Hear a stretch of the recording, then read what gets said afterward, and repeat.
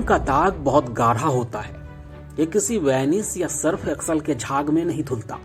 वक्त की धूल से ये लाल धब्बा भले ही कुछ मलिन हो जाए, लेकिन छिपता नहीं। मुजफ्फरपुर के दामन पर ऐसे ही कई चीटे हैं जो वर्षों की मशक्कत के बाद भी नहीं मिट रहे, क्योंकि यहाँ की तमाम गलियां लंबे अरसे तक गैंग और गैंगस्टर की गोलियों का गवाह रहा है। हर चौक, हर चौराहा गैंगवार से साक्षात्कार कर चुका है। और ऐसा इसलिए हुआ क्योंकि जब बिहार की राजनीति का डीएनए बदल रहा था, तब उस बदलाव के लिए मुजफ्फरपुर माफिया, गुंडा और बाहुबली कर रहा था, और बाहुबलियों को गढ़ा जा रहा था कॉलेज के हॉस्टल में। तारीख थी 10 फरवरी 1989।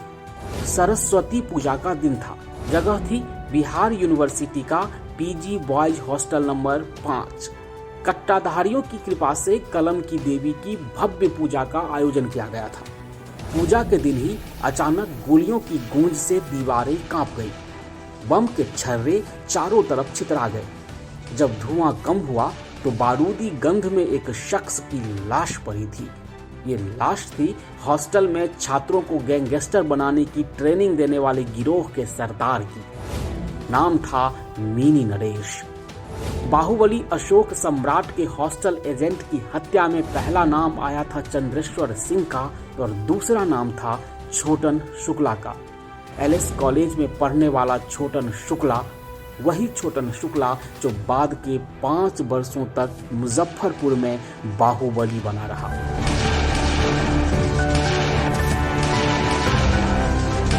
छोटन शुक्ला की कहानी शुरू होती है गांव खंजाहाचक, थाना लालगंज, जिला वैशाली से। इसी गांव में छोटन का जन्म हुआ था। पढ़ने के लिए एलएस कॉलेज पहुंचा। सर्टिफिकेट पर नाम था कौशलेंद्र शुक्ला। तब कौशलेंद्र के पिता रामदास शुक्ला मुजफ्फरपुर में वकील हुआ करते थे। रामदास शुक्ला की किसी ने हत्या कर दी। बस उसके बाद कौशलेंद्र ने कलम की जगह कट्टा खोस लिया। क्लासरूम की जगह कैंपस की बाहुबली बनाने वाली लेबोरेटरीज में बैठना शुरू किया। गणित की जगह गैंग और गैंगस्टर पर माथा पच्ची करने लगा। बारूदी दीक्षा लेने के बाद जब निकला तो नाम और पहचान दोनों बदल गई थी। सीढ़ी चढ़ने के लिए छोटन ने चंद्रेश्वर सिंह की उंगली पकड़ी, लेकिन 1990 में AK-47 वाले बाहुबली अशोक सम्राट ने चंद्रेश्वर सिंह को गोलियों से भून दिया। चंद्रेश्वर की हत्या के बाद छोटन शुक्ला ने कमान संभाली। खादी वाले आका यानी बाबा रघुनाथ पांडे का सीधा आशीर्वाद अब छोटन को मिल गया। गुरु का हाथ माथा पर पड़ते ही छोटन शुक्ला बंदूक लेकर तांडव करने लगा। छोटन शुक्ला के साथ खड़ा था उसका छोटा भाई भुटकुन। दोनों भाई खौफ के पर्याय बन चुके थे। अब मुजफ्फरपुर में एक तरफ शुक्ला ब्रदर्स था तो दूसरी तरफ अशोक सम्राट और बृजबिहारी प्रसाद। अशोक सम्राट जब ठेकेदारी पर फोकस करने लगा तो सीधी टक्कर बृजबिहारी और शुक्ला ब्रदर्स में शुरू हुई। हालांकि अपनी खूनी कसम पूरी करने के बाद अशोक सम्राट की दिलचस्पी खून खराबा से ज्यादा ठेकेदारी में बढ़ गई। मुजफ्फरपुर के अंडरवर्ल्ड से थोड़ा सा उसने किनारा किया तो इसका सीधा फायदा मिला शुक्ला ब्रदर्स को। शुक्ला के सामने बच गया बृजबिहारी गैंग। दोनों गैंग में गैंगवार होने लगी, लाशें बिछने लगी। छोटन और बृजबिहारी दोनों पर दर्जनों बार हमले हुए। संयोग से गैंगस्टर बना छोटन शुक्ला नया प्रयोग कर रहा था, और सबसे सफल प्रयोग था जातीय गैंग के लिए कुख्यात मुजफ्फरपुर के अंडरवर्ल्ड में जाति की दीवार तोड़ने का। छोटन शुक्ला ने आनंद मोहन से हाथ मिलाया। वही आनंद मोहन जो कोसी के इलाकों में आतंक मचाने के बाद विधानसभा की चौखट पार कर चुका था। तब नई पार्टी बनाकर आनंद मोहन सवर्ण राजनीति को नया आयाम देने की तैयारी में था, और छोटन शुक्ला राजनीति की चद्दर ओढ़ने की फिराक में। आनंद मोहन ने 1995 में अपनी पार्टी बनाकर सत्ता के शीर्ष पर पहुंचने का ऐलान कर दिया था। उन्होंने केसरिया विधानसभा सीट जीतने के लिए अपना सेनापति बनाया छोटन शुक्ला को। अपराध में डिलीट की उपाधि धारण कर चुके बाहुबली छोटन शुक्ला ने पूर्वी चंपारण के केसरिया विधानसभा में अपने जिंदगी का नया प्रयोग करने लगा। नए अवतार में छोटन शुक्ला हर रोज गांव-गांव घूमने लगा, लोगों के दिलों में उतरने लगा। छोटन की सियासत की ओर रुख करते ही गैंग की कमान भुटकुन शुक्ला ने संभाल ली थी। पूरे बिहार में भुटकुन शुक्ला की तूती बोलने लगी थी। तब कहा जाता था कि भुटकुन शुक्ला अपने दुश्मनों से बचने के लिए खुद ही जेल में रहता था। जब उसे बाहर आना होता था आता था और फिर वहीं चला जाता था। मुजफ्फरपुर सेंट्रल जेल ही उसका सबसे सुरक्षित ठिकाना था। यह भी कहा जाता है कि वो सिर्फ किसी की हत्या करने के लिए बाहर आता था।